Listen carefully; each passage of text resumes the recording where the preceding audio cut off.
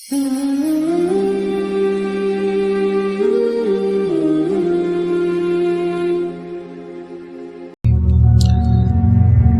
کہتے ہیں کہ انجینئر کی کیا اوقات ہے، ہم تو غوث پاک کے عقیدے کے اوپر ہیں. یعنی شیخ عبد القادر جیلانی المتوفا 561 ہجری، وہ اپنی عوام کو یہ بتا رہے ہیں کہ بھئی انجینئر کی کیا اوقات ہے، ہمارے تو عقیدے وہ ہیں جو شیخ عبد القادر جیلانی کے عقیدے ہیں.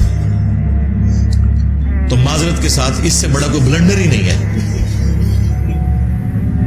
تمہارا شیخ عبد القادر جیلانی کے ساتھ کیا لینا دینا؟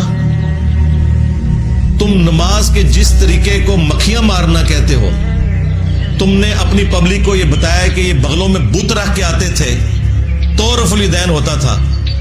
جس شیخ عبد القادر جیلانی رحمۃ اللہ علیہ کے نام کے اوپر تم چندے اکٹھے کرتے ہو، 11ویں پکا پکا کے کھاتے ہو، کبھی اس 11ویں کے اوپر تمہاری جرت نہیں ہے کہ اس کی کتاب غنیت الطالبین سے نماز کا طریقہ بتا سکو. اس میں وہی طریقہ لکھا ہوا ہے جو بخاری اور مسلم میں ہے، رکوع میں جاتے وقت اور رکوع سے اٹھتے وقت رفع الیدین کے ساتھ نماز پڑھنا.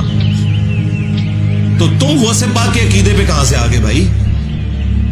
اسی کتاب غنیت الطالبین میں تمہارے غوث پاک نے اور ہمارے عبد القادر جیلانی رحمۃ اللہ علیہ نے تم حنفیوں کو گمراہ جہنمی فرقہ لکھا ہے. ہاں، کتنی مزے کی بات ہے. اور اس سے زیادہ تکلیف دہ چیز انہوں نے لکھا ہے کہ اہل حدیث اصل میں اہل سنت ہے. چلو 2 چھکے مار کے گئے نا دونوں، اور یہ چھاپی بھی ہے خود بریلویوں نے. نماز کا طریقہ، عقیدے وہ تو تمہارے والے ہے ہی نہیں تھے.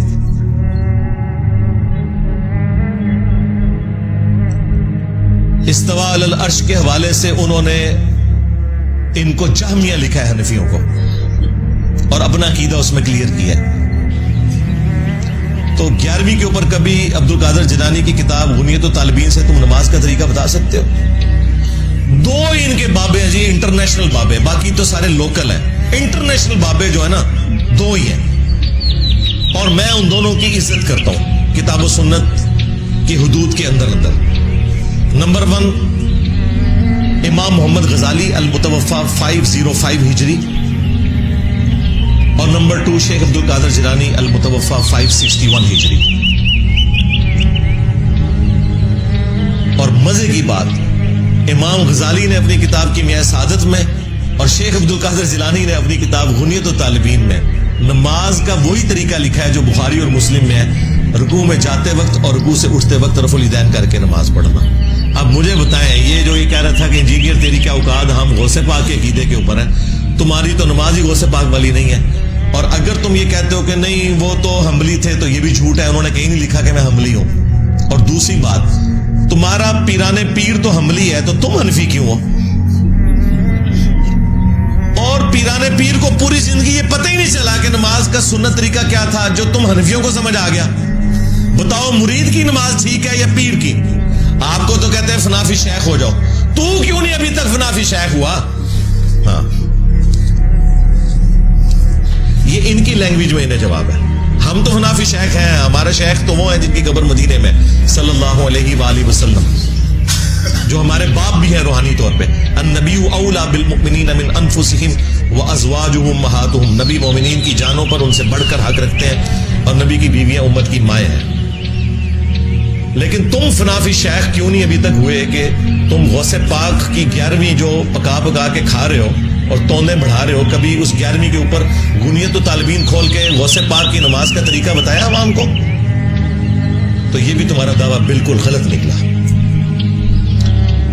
علمی پوائنٹ نمبر 3، وہ اتنے جذبات میں آئے کہ انہوں نے کہا کہ کائنات میں پہلا شخص جس نے بابے کا انکار کیا تھا نا، وہ شیطان تھا، اور دوسرا جو ہے وہ انجینئر ہے. چلے سارے انہوں نے اپنے بزرگ چھاڑ دیتے. یعنی فرعون، نمرود، ابو جہل سارے ان کے ہیں نا. ظاہر ہے کیونکہ اس نے کہا ہے کہ پہلا وہ تھا، دوسرا انجینئر ہے. تو بیچ میں اگر یہ بڑے بڑے نہیں تھے تو وہ پھر اس کے ہی ہوئے نا. یا تو یہ کہتا کہ یہ بھی ان میں سے ایک ہے، پھر تو سمجھ آتی. اس نے کہا کہ پہلا وہ تھا اور دوسرا ہی ہے. جس نے بابے کا انکار کیا تھا. اب مجھے بتائیں تیرے بابوں کی کیا اوقات ہے کہ تو حضرت سیدنا آدم علیہ السلام کے ساتھ اپنے بابوں کو کمپیئر کر رہا ہے اور پیغمبروں کے ساتھ کر رہا ہے؟ ہم میں تو اختلاف ان بابوں سے ہے جنہوں نے نبی صلی اللہ علیہ وآلہ وسلم کی ختم نبوت کے اوپر ڈاکہ مارا, انبیاء کرام کی عزت کے اوپر ڈاکہ مارا اور خود نبیوں والی عزتیں اویل کی. ہمیں ان بابوں سے اختلاف ہے. شیطان نے تو وقت کے پیغمبر کا انکار کیا تھا, اور پیغمبر کو تم بابا بنا کے پیش کر رہے ہو اپنا, اور تمہارے بابے تو وہ ہیں جو صوفیاء ہیں. پیغمبروں کے ساتھ تمہارا کیا لینا دینا؟ تو اس پہ میں ریبٹل کرتے ہوئے انہیں یہ کہوں گا کہ ہم صرف ان بابوں کو مانتے ہیں جو کتابوں کو مانتے ہیں, بس.